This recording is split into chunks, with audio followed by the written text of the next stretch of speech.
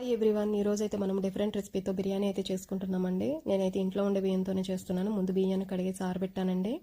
తర్వాత వచ్చి ఆనియన్స్, పుదీనా, కొత్తిమీర, అలాగే ఎండుమిరపకాయలు, కొంచెం బిర్యానీ పౌడర్, అలాగే కొంచెం ధనియాల పౌడర్, ఇవన్నీ కలిపి నేను కడిగిన బియ్యంలో ఇవన్నీ వేసి బాగా బియ్యానికి పట్టేలాగా కలపాలండి.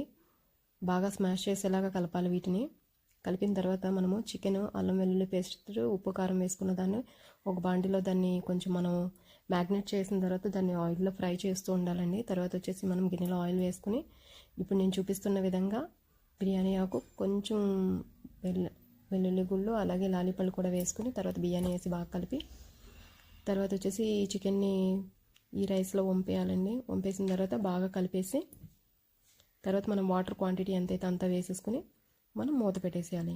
తర్వాత వచ్చి బిర్యానీ రెడీ అయిపోతుంది. చూసారా ఫ్రెండ్స్, సూపర్గా ఉంటుందండి.